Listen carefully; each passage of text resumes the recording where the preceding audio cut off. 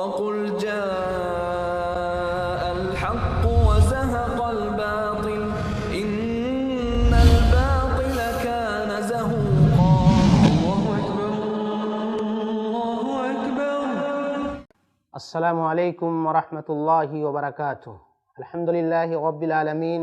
والصلاة والسلام علی سید الانبیاء والمرسلین نبینا محمد وعلی آلہ وصحبہ اجمعین ومن تبعہم بإحسان الی یوم الدین. اما بعد.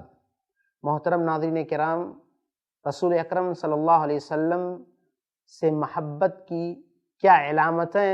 ہماری زندگی میں ہونی چاہیے، اس تعلق سے گفتگو چل رہی تھی، اور یہ بات آئی تھی کہ ہمارے اندر، ہمارے دل کے اندر رسول اکرم صلی اللہ علیہ وسلم کے دیدار کا شوق اور آپ صلی اللہ علیہ وسلم کو دیکھنے کی حد درجہ چاہت ہونی چاہیے. جس طرح سے اہل مدینہ آپ صلی اللہ علیہ وسلم کے انتظار میں روزانہ مدینہ سے باہر جا کر کے انتظار کرتے اور نہ آنے کی صورت میں مایوس واپس ہو جاتے تھے، اسی طرح سے ایک صحابی رسول کے بارے میں آتا ہے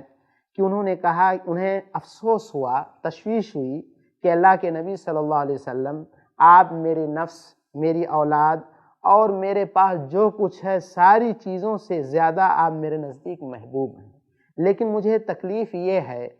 کہ جب لوگ جنت میں جائیں گے، آپ نبیوں کے سردار ہیں اور میں کہاں ایک معمولی انسان، تو وہاں آپ کے دیدار سے، آپ کی رفاقت سے، آپ کی صحبت سے محروم رہوں گا. یہ تکلیف، یہ پریشانی مجھے ستا رہی ہے.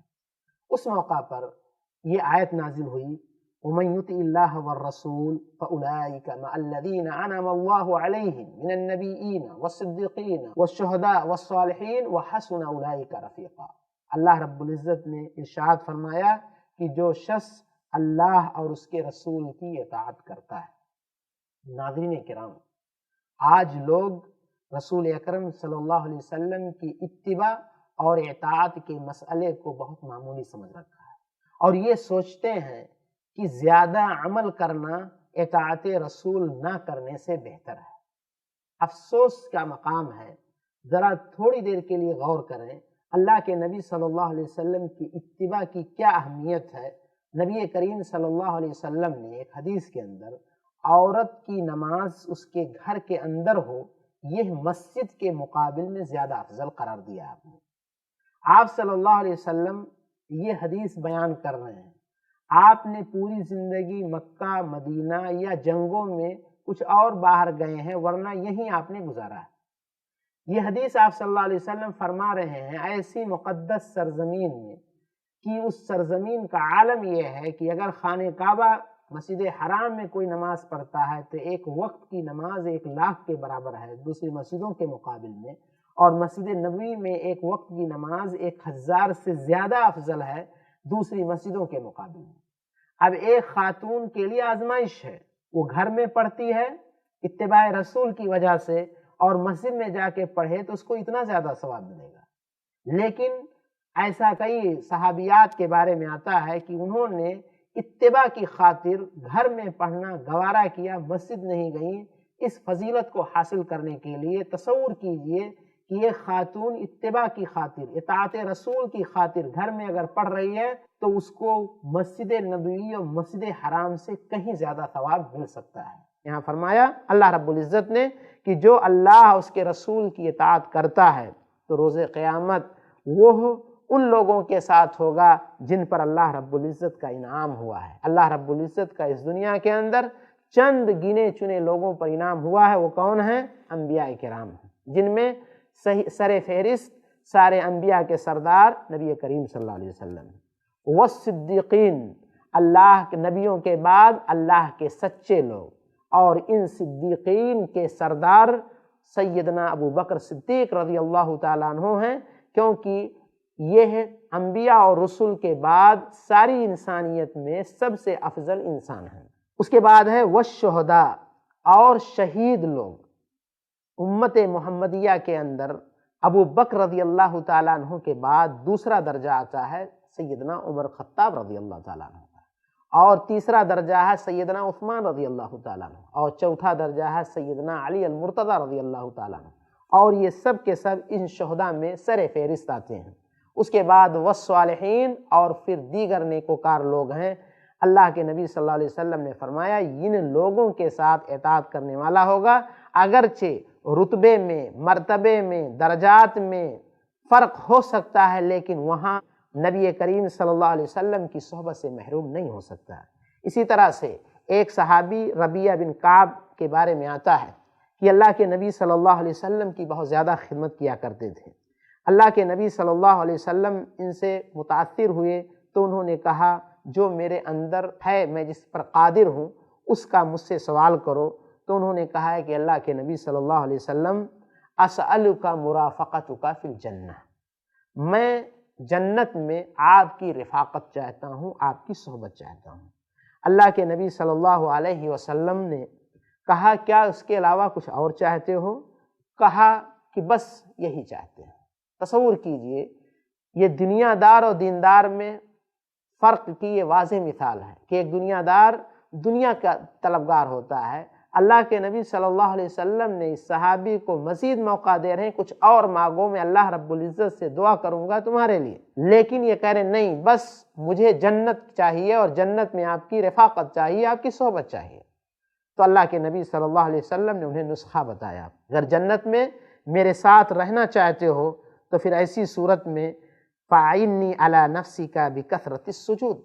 لہذا تم زیادہ نوافل کے ذریعہ میری مدد کرو اور انشاءاللہ کثرت نوافل کے ذریعہ تمہیں جنت میں میری صحبت، میری رفاقت نصیب ہوگی۔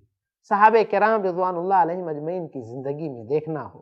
تو ان کے ہاں کس قدر نبی کریم صلی اللہ علیہ وسلم کی صحبت، آپ کے ساتھ رہنے کی تمنا بڑھی ہوئی تھی۔ اس کا اندازہ غزوہ حنین کے واقعے سے لگایا جا سکتا ہے کہ اللہ کے نبی صلی اللہ علیہ وسلم نے اس موقع پر ابھی مکہ فتح ہوا تھا، نئے نئے لوگ مسلمان ہوئے تھے، ان کی تعریف کرتے ہوئے، ان کی دلجوئی کرتے ہوئے مال غنیمت کا زیادہ تر حصہ انہیں آپ نے دیا۔ اس موقع پر انصار مدینہ کو یہ احساس ہوا کہ شاید اب مکہ فتح ہو چکا ہے اور آپ کی نوازشیں، آپ کے انعامات اور آپ مکہ والوں کو زیادہ دے رہے ہیں، شاید اب آپ مکہ ہی میں رہیں گے۔ چنانچہ ان لوگوں نے اس چیز کا اظہار کیا تو اللہ کے نبی صلی اللہ علیہ وسلم نے کہا کیا تمہارے لیے یہ چیز باعث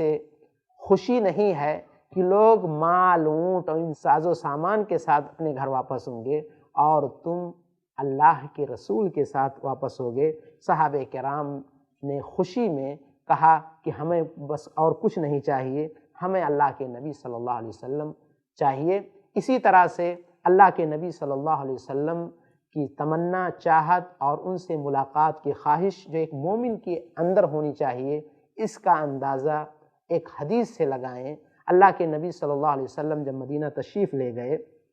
تو اس موقع پر اللہ کے نبی صلی اللہ علیہ وسلم کے لیے کھجور کی ٹہنیاں رکھ کر کے تاکہ آپ اس پر ٹیک لگا کر کے آپ خطبہ دیا کریں۔ بعد میں جب آپ کے لیے ممبر تیار کیا گیا تو وہ خشک ٹہنیوں کو ہٹایا جانے لگا اور آپ نے ممبر رسول جو نیا بنا اس پر آپ کھڑے ہونے کے لیے جا رہے تھے کہ وہ ممبر جو پرانا تھا، وہ ٹہنیوں سے بنا ممبر، اس سے رونے کی آواز آئی اور اس طرح سے جیسے کوئی بچہ بلک بلک کے رو رہا ہے۔ یہ اللہ کے رسول صلی اللہ علیہ وسلم کے ساتھ ایک معجزہ تھا۔ آپ صلی اللہ علیہ وسلم اس ٹہنیوں کے پاس جا کر کے اپنا ہر ہاتھ اس طرح سے تھپتھپا رہے ہیں جیسے ایک بچے کو خاموش کیا جاتا ہے اور پھر یہ رونے کی آواز بند ہو جاتی ہے۔ ان ٹہنیوں کو آپ سے جدائی کا اس قدر قلق تھا، اس کا یہ اظہار ہو رہا تھا۔ ناظرین کرام، یہ صحیح بخاری کے اندر یہ روایت آئی ہوئی ہے، حسن بصری رضی اللہ تعالیٰ عنہ کہہ رہے ہیں کہ اے امت محمدیہ کے لوگوں، ایک ٹہنی جب آپ کی جدائی نہیں برداشت کر سکتی ہے تو تم اس سے زیادہ حقدار ہو۔ تمہیں تو اللہ کے نبی صلی اللہ علیہ وسلم سے الفت، لگاؤ، آپ کی سنتوں پر مٹنے کا جذبہ اس کے مقابل میں، اس بے جان چیزوں کے مقابل میں کہیں زیادہ ہونا چاہیے۔ نبی کریم صلی اللہ علیہ وسلم سے محبت کی تیسری علامت یہ ہے کہ ہمارے اندر آپ صلی اللہ علیہ وسلم کے حکم پر مر مٹنے کا مکمل طور پر اپنے اندر طاقت ہونی چاہیے۔ اپنے جان اور مال کو قربان کرنے کے لیے ہمیں پورے طور پہ تیار ہونا چاہیے۔ اس سلسلے میں اگر ہم صحابہ کرام کی زندگیاں دیکھیں تو ہمیں بہت ساری نظیریں مل جائیں گی۔ اللہ کے نبی صلی اللہ علیہ وسلم جب ہجرت کر رہے تھے اور مشرکین مکہ نے اعلان کیا تھا کہ جو نبی صلی اللہ علیہ وسلم کا سر لے کر آئے گا تو ہم اس کو یہ انعام دیں گے، چنانچہ اس کے لیے سراقہ بن مالک بن جوشم نے پیچھا کیا اور قریب تھا کہ وہ آپ تک پہنچ جائے۔ اس موقع پر حضرت ابو بکر رضی اللہ تعالیٰ عنہ جو آپ کے یار غار تھے، سفر کے ساتھی تھے، انہوں نے کہا تھا کہ اللہ کے نبی صلی اللہ علیہ وسلم وہ پیچھے آ گئے ہیں۔ آپ صلی اللہ علیہ وسلم نے حضرت ابو بکر کی اس تکلیف کو ختم کرتے ہوئے اور انہیں حوصلہ دلاتے ہوئے جو فرمایا تھا، اللہ رب العزت نے قرآن کریم میں اس کو تذکرہ کیا ہے، اِذْ يَقُولُ لِصَاحِبِهِ لَا تَحْزَنْ إِنَّ اللَّهَ مَعَنَا، کہ ان میں سے ایک اپنے ساتھی سے، یعنی نبی صلی اللہ علیہ وسلم اپنے صحابی ابو بکر رضی اللہ تعالیٰ عنہ سے کہہ رہے ہیں آپ غمزدہ نہ ہوں، اللہ ہمارے ساتھ ہیں۔ اسی طرح سے اللہ کے نبی صلی اللہ علیہ وسلم کے صحابہ کیسی محبت کرتے تھے۔ زید بن دثنہ رضی اللہ تعالیٰ عنہ جو اپنے چند ساتھیوں کے ساتھ کہیں جا رہے تھے اور مشرکین مکہ نے ان کو قید کر لیا اور زید بن دثنہ کو لے جا کر کے مکہ لے گئے اور انہیں قتل کرنے جب جا رہے تھے تو ان سے لوگوں نے کہا کہ یہ بتلاؤ کہ کیا تم اپنی جگہ محمد صلی اللہ علیہ وسلم کو قتل کیا جانا یا قتل کرنا پسند کرو گے؟ اس موقع پر جو انہوں نے تاریخی جملہ بیان کیا تھا وہ آج بھی سیرت کی کتابوں میں موجود ہے۔ انہوں نے کہا کہ ہم تو یہ بھی نہیں برداشت کر سکتے کہ ہم یہاں پر اپنے بچوں میں آرام اور خوشی سے رہیں اور اللہ کے نبی صلی اللہ علیہ وسلم کے جسم میں آپ کے پاؤں میں کانٹا چبھ جائے۔ یہ تھی ان کی محبت۔ اسی موقع پر ابو سفیان رضی اللہ تعالیٰ عنہ جو بھی مسلمان نہیں ہوئے تھے انہوں نے کہا تھا ما رأیت من احد یحب احدا کحب اصحاب محمد محمدا، میں نے کسی بھی انسان کو ایسا نہیں دیکھا جو کسی سے محبت کرتا ہو اس کی محبت اس طرح سے ہو جس طرح سے محمد عربی صلی اللہ علیہ وسلم کے ساتھیوں کی محبت محمد صلی اللہ علیہ وسلم سے تھی۔ اسی طرح سے آپ صلی اللہ علیہ وسلم سے صحابہ کی محبت اور آپ کے لیے قربانی کا جذبہ دیکھنا ہو تو ابو طلحہ رضی اللہ تعالیٰ عنہ کے اس واقعے کو یاد رکھیں کہ جنگ احد کے موقع پر جب تیروں کی بوچھار ہر جانب سے ہونے لگی تو ابو طلحہ رضی اللہ تعالیٰ عنہ نے آپ صلی اللہ علیہ وسلم کے سامنے کھڑے ہو کر کے اپنا سینہ پیش کر دیا کہ ادھر سے تیر کی جو بوچھار ہو رہی ہے وہ نبی کریم صلی اللہ علیہ وسلم کے جسم پر لگنے کے بجائے میرے جسم پر لگے، میرے سینے پہ لگے۔ اور اسی موقع پر انہوں نے کہا تھا نحری دون نحرک، اے نبی کریم صلی اللہ علیہ وسلم میرا سینہ آپ کے لیے قربان ہے۔ اور اس دن ان کو بہت زخم آئے، اسی دن ان کا ہاتھ شل ہو گیا تھا، کام کرنا بند کر دیا تھا۔ اسی طرح سے اللہ کے نبی صلی اللہ علیہ وسلم سے صحابہ کس قدر محبت کرتے تھے، اپنے آپ کو کس قدر پیش کرتے تھے۔ مصعب بن عمیر رضی اللہ تعالیٰ عنہ اسی جنگ میں لڑتے لڑتے شہید ہو گئے، انہوں نے اپنے آپ کو قربان کر دیا۔ ابو عمارہ رضی اللہ تعالیٰ عنہ آپ صلی اللہ علیہ وسلم کی حفاظت کرتے کرتے بہت زیادہ زخمیں کھائی تھی انہوں نے۔ اسی طرح سے آپ صلی اللہ علیہ وسلم سے محبت کا اندازہ دیکھنا ہو یا آپ کے لیے قربانی کا جذبہ دیکھنا ہو تو آپ صلی اللہ علیہ وسلم کی ایک صحابیہ اسی جنگ میں، جنگ احد میں، ان کا بیٹا، ان کا شوہر، ان کا بھائی، ان کا باپ، یہ سب شہید ہو جاتے ہیں اور سب کی شہادت کی خبر ملتی ہے۔ لوگوں کو یہ محسوس ہوتا ہے، لوگ یہ سوچتے ہیں کہ شاید یہ خاتون ان کا نام سن کر کے، ان کی شہادت کی خبر سن کر کے بے چین ہو جائے گی، پریشان ہو جائے گی اور وہ خاتون بے بس اور ہمت ہار جائے گی۔ لیکن ان سب کا نام سننے کے بعد وہ پوچھتی ہے کہ نبی کریم صلی اللہ علیہ وسلم کیسے ہیں۔ جب لوگوں نے یہ بتلایا کہ نبی کریم صلی اللہ علیہ وسلم ٹھیک ہیں، آپ پر کوئی پریشانی نہیں ہے، تو اس خاتون نے کہا آپ کے بعد یہ ساری مصیبتیں ہماری نگاہ میں ہیچ ہیں، ان کی کوئی حیثیت نہیں ہے۔ ناظرین کرام، یہ ہے جذبہ قربانی کا ہمارے اندر ہونا چاہیے۔ اگر ہم سچی محبت اللہ کے نبی صلی اللہ علیہ وسلم سے کر رہے ہیں، اس زمانے میں ہم آپ صلی اللہ علیہ وسلم کے بتائے ہوئے طریقوں پر مر مٹنے کا جذبہ ہمارے اندر ہے تو یاد رکھیے یہ ہے آپ سے محبت کی واضح دلیل ہے۔ لہذا یہ چوتھی علامت یہ ہے کہ آپ صلی اللہ علیہ وسلم نے ہمیں جن کاموں کے کرنے کا حکم دیا ہے اور جن چیزوں سے باز رہنے کی آپ نے تلقین کی ہے، ہمیں اس پر پورا اترنا چاہیے۔ صحابہ کرام رضوان اللہ علیہم اجمعین تقریباً 16 مہینے تک خانہ کعبہ کے بجائے بیت المقدس کی طرف رخ کر کے نماز پڑھتے مدینہ آنے کے بعد، اور آپ صلی اللہ علیہ وسلم خود اور صحابہ کرام کی یہ شدید خواہش تھی کہ آپ خانہ کعبہ کی جانب رخ کر کے نماز پڑھیں، اور آپ صلی اللہ علیہ وسلم بھی اسی انتظار میں تھے کہ اللہ تعالیٰ کی جانب سے حکم آئے۔ لیکن یہاں دیکھیے ان کے یہاں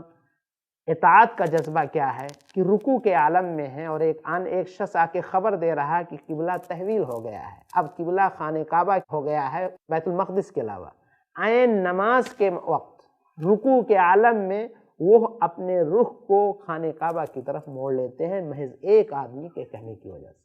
جہاں ایک طرف صحابہ کرام رضوان اللہ علیہم کے جذبے کا پتہ چلتا ہے، اطاعت رسول کا جو جذبہ ان کے سینوں میں تھا اس کا اندازہ ہوتا ہے، وہیں دوسری طرف اس زمانے میں لوگ کس قدر سچے تھے، کس قدر ایک دوسرے پر اعتماد کرتے تھے کہ اپنی پوری نماز جو ان کے ہاں کہیں زیادہ اہمیت کی حامل تھی، اس نماز کو یہ محسوس، یہ خطرہ تھا کہ ہو سکتا ہے جھوٹا ہو، لیکن نہیں، انہوں نے عین نماز کے موقع پر اپنا رخ خانہ کعبہ کی طرف کر لیا۔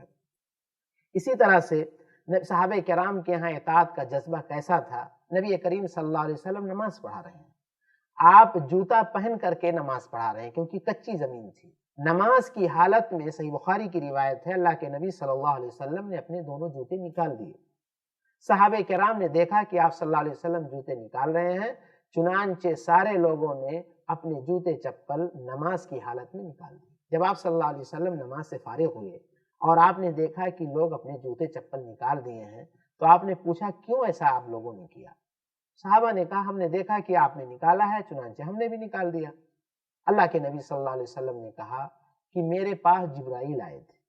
اور انہوں نے کہا کہ آپ کے جوتے میں گندگی لگی ہوئی ہے، اس لیے آپ جوتے نکال دیں، میں نے نکال دیا۔ لہذا آپ لوگوں کے جوتے میں گندگی کا شائبہ تو نہیں تھا۔ کہنے کی بات یہ ہے کہ یہ جذبہ تھا ان کے یہاں کہ اللہ کے نبی صلی اللہ علیہ وسلم نے جو کیا ہے اسے ہم کریں گے۔ اسی طرح سے صحابہ کرام رضوان اللہ علیہم اجمعین کی زندگی میں شروع میں کس قدر غربت تھی، کس طرح پریشانی تھی،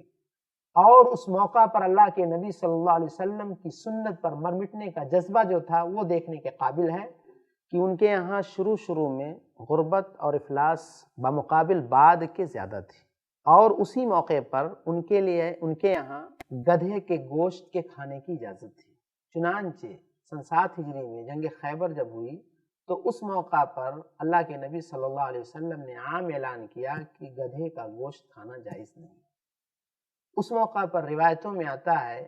کہ کھانا پک رہا تھا، ہانڈیوں پہ گوشت چڑھا ہوا ہے، یہ حکم آتا ہے، سبھوں نے ہانڈیاں الٹ دیں اور پھینک دیا اور اس کو نہیں لیا، اس لیے کہ اللہ کے نبی صلی اللہ علیہ وسلم نے منع کیا۔ اسی طرح سے شراب ان کی گٹھی میں، ان کے ذہن و دماغ میں بہت بری طرح سے سرایت کی ہوئی تھی، لیکن جب یہ شراب کی حرمت آتی ہے اور یہ اعلان ہوتا ہے کہ اللہ کے نبی صلی اللہ علیہ وسلم نے شراب کو حرام قرار دیا ہے، صحابہ کہتے ہیں کہ لوگوں نے شراب کے مٹکے، شراب کے برتن اور شراب اس طرح سے پھینکے کہ ایسا لگتا تھا کہ مدینہ کے اندر شراب کی نہریں بہہ رہی ہیں۔ اسی طرح سے صحابیات ہماری ماں و بہنوں کے لیے عبرت ہے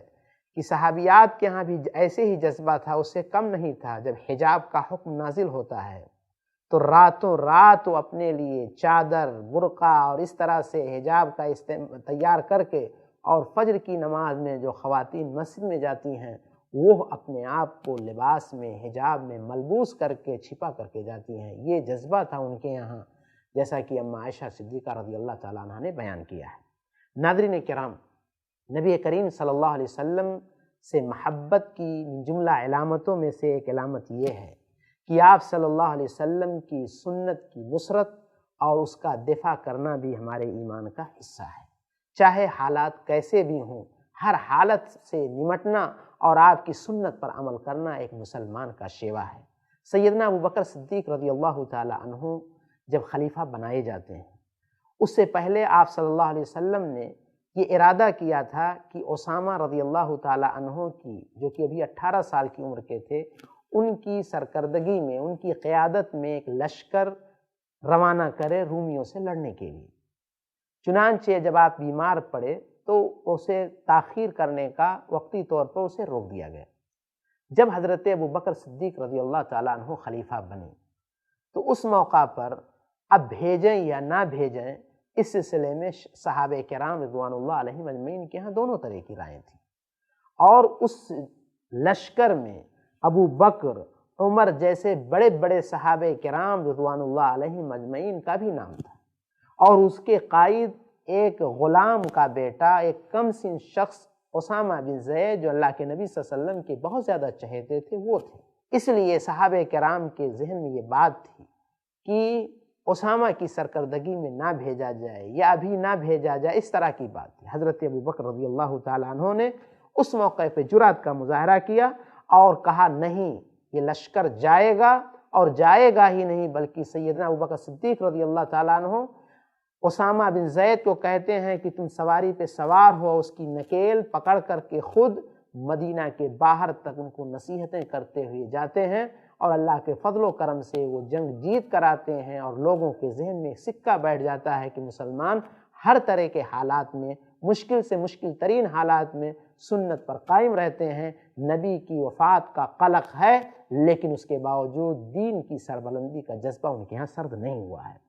اسی طرح سے حضرت ابوبکر صدیق رضی اللہ تعالیٰ عنہ ہی کے زمانے میں جب بہت سارے فتنوں نے سر اٹھایا، اس میں مرتدین کا فتنہ، ارتداد کا فتنہ، زکوٰۃ نہ دینے والوں کا فتنہ، نبوت کے دعوے داروں کا فتنہ، بہت سارے فتنے تھے۔ اس موقع پر زکوٰۃ جو نہ دینے والے تھے، ان کے تعلق سے بعض صحابہ جیسے عمر رضی اللہ تعالیٰ عنہ اور لوگوں کی رائے یہ تھی کہ جو زکوٰۃ نہیں دے رہے ہیں ان کو ہم کافر کیوں سمجھیں اور ان کے خلاف جنگ کیوں کریں۔ حضرت ابوبکر رضی اللہ تعالیٰ عنہ کی رائے تھی کہ اللہ رب العزت نے قرآن کریم کی سورہ توبہ میں فرمایا فَإِن تَابُوا وَأَقَامُوا الصَّلَاةَ وَآتُوا الزَّكَاةَ فَإِخْوَانُكُمْ فِي الدِّينِ۔